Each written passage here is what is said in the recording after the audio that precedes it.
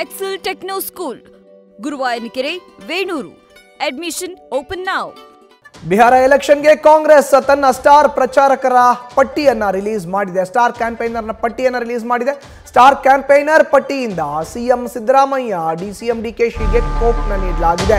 ಇದು ಮೊದಲ ಪಟ್ಟಿ. ಮೊದಲ ಪಟ್ಟಿಯಲ್ಲೇ ಸ್ಟಾರ್ ಕ್ಯಾಂಪೇನರ್ ಪಟ್ಟಿಯಿಂದ ಹೊರಗುಳಿದಿದ್ದಾರೆ ರಾಜ್ಯದ ಮುಖ್ಯಮಂತ್ರಿ ಸಿದ್ದರಾಮಯ್ಯ ಮತ್ತು ಉಪಮುಖ್ಯಮಂತ್ರಿ ಡಿಕೆ ಶಿವಕುಮಾರ್. ಈಗ ಯಾಕೆ ಆಯಿತು ಅನ್ನೋ ಪ್ರಶ್ನೆ ಈಗ ಎದ್ದಿದೆ.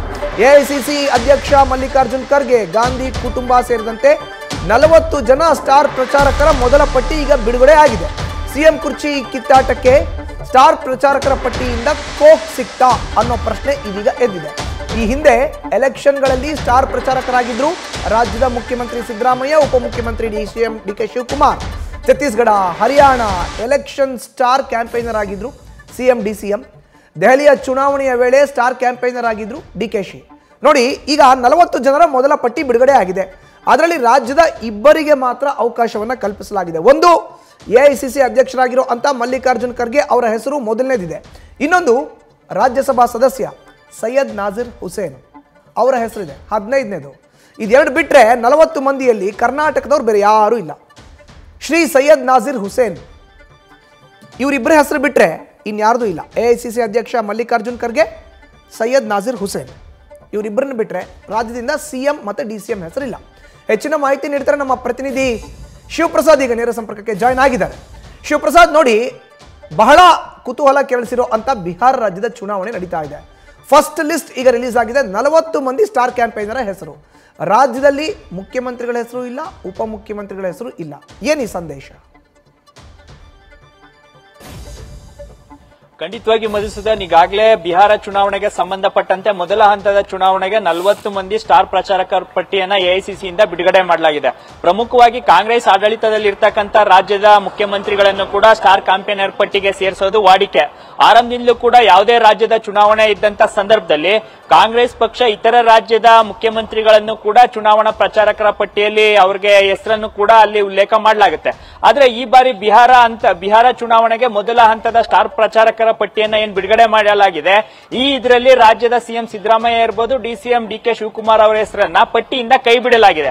ಸದ್ಯ ಈಗ ಎರಡನೇ ಹಂತದ ಚುನಾವಣೆಗೆ ಇಬ್ಬರು ಪ್ರಮುಖ ನಾಯಕರನ್ನ ಸ್ಟಾರ್ ಪ್ರಚಾರಕರ ಪಟ್ಟಿಗೆ ಸೇರಿಸೋದು ಬಗ್ಗೆ ಎಐಸಿಸಿಯಿಂದ ಯಾವುದೇ ಈವರೆಗೂ ಕೂಡ ಮಾಹಿತಿ ಬಂದಿಲ್ವಾದ್ರೂ ಮೊದಲನೇ ಹಂತದ ಚುನಾವಣೆಗೆ ಇಬ್ಬರು ಪ್ರಮುಖ ನಾಯಕರ ಹೆಸರನ್ನ ಕೈ ಬಿಟ್ಟಿರ್ತಕ್ಕಂಥ ವಿಚಾರ ಕುರಿತಂತೆ ಸಾಕಷ್ಟು ಚರ್ಚೆ ಆಗ್ತಾ ಇದೆ. ಸದ್ಯ ರಾಜ್ಯದಲ್ಲಿ ನಾಯಕತ್ವ ಬದಲಾವಣೆ ವಿಚಾರ, ಸಚಿವ ಸಂಪುಟ ಪುನಾರಚನೆ ವಿಚಾರ ಕುರಿತಂತೆ ಚರ್ಚೆ ಆಗ್ತಾ ಇದೆ. ಈ ಸಂದರ್ಭದಲ್ಲಿ ಈ ರೀತಿಯ ಗೊಂದಲಗಳ ವಾತಾವರಣದಲ್ಲಿ ಇಬ್ಬರು ನಾಯಕರನ್ನ ಸ್ಟಾರ್ ಪ್ರಚಾರಕರ ಪಟ್ಟಿಯಲ್ಲಿ ಬಳಸ್ಕೊಳ್ಳೋದು ಬೇಡ ಎಂಬತಕ್ಕಂಥ ನಿರ್ಧಾರಕ್ಕೆ ಎಐಸಿಸಿ ನಾಯಕರು ಏನಾದರೂ ಬಂದಿದ್ದಾರಾ ಎಂಬತಕ್ಕಂಥ ಚರ್ಚೆಗಳು ಕೂಡ ಶುರುವಾಗ್ತಾ ಇದೆ. ಯಾವುದೇ ರಾಜ್ಯದ ಚುನಾವಣೆಗಳು ಬಂದಂತ ಸಂದರ್ಭದಲ್ಲಿ ರಾಜ್ಯದ ಗ್ಯಾರಂಟಿ ಯೋಜನೆಗಳ ವಿಚಾರವನ್ನ ಪ್ರಸ್ತಾಪ ಮಾಡ್ತಾ ಇದ್ರು.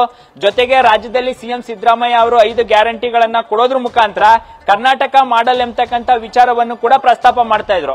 ಆದ್ರೆ ಈ ಬಾರಿಯ ಬಿಹಾರ ಚುನಾವಣೆಯಲ್ಲಿ ಸಿಎಂ ಸಿದ್ದರಾಮಯ್ಯ ಅವರನ್ನ ಮೊದಲ ಹಂತದ ಚುನಾವಣಾ ಪ್ರಚಾರಕ್ಕೆ ಕರೆದೇ ಇರೋದು ಸಾಕಷ್ಟು ಕುತೂಹಲಕ್ಕೂ ಕೂಡ ಎಡೆ ಮಾಡಿಕೊಟ್ಟಿದೆ. ಹಾಗಾಗಿ ರಾಜ್ಯದಲ್ಲಿ ನಡೀತಾ ಇರತಕ್ಕಂಥ ವಿಚಾರ ಕುರಿತಂತೆ ಹೈಕಮಾಂಡ್ ನಾಯಕರುಗಳು ಕೂಡ ಗಂಭೀರವಾಗಿ ಪರಿಗಣಿಸಿದ್ದಾರೆ.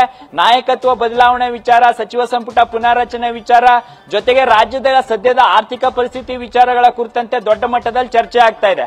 ಹಾಗಾಗಿ ಈ ಸಂದರ್ಭದಲ್ಲಿ ಸಿದ್ದರಾಮಯ್ಯ ಅವರನ್ನ ಮತ್ತೆ ಡಿಸಿಎಂ ಡಿಕೆ ಶಿವಕುಮಾರ್ ಅವರನ್ನ ಚುನಾವಣಾ ಪ್ರಚಾರಕ್ಕೆ ಕರೆಯೋದು ಬೇಡ ಎಂಬತಕ್ಕಂಥ ನಿರ್ಧಾರಕ್ಕೆ ಬಂದಿರಬಹುದು ಎಂಬತಕ್ಕಂಥ ಮಾಹಿತಿ ಕೂಡ ಲಭ್ಯವಾಗ್ತಾ ಇದೆ. ಸದ್ಯ ಈಗ ಎರಡನೇ ಹಂತದ ಚುನಾವಣೆಗೆ ಏನಾದರೂ ಇಬ್ಬರು ನಾಯಕರನ್ನ ಬಳಸ್ಕೊಳ್ತಾರೆ ಎಂಬತಕ್ಕಂಥ ಚರ್ಚೆ ಕೂಡ ಇದೆ.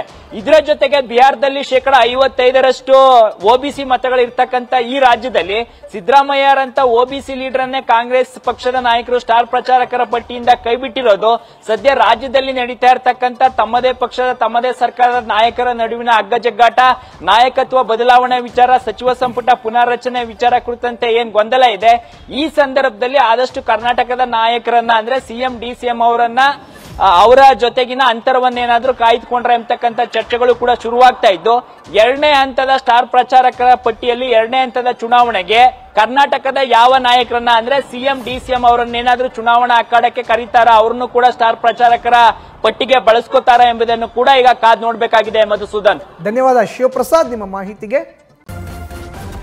ನ್ಯೂಸ್ ಫಸ್ಟ್ ನಿರ್ಭೀತಿಯಿಂದ ನಿಮ್ಮ ಪರವಾಗಿ.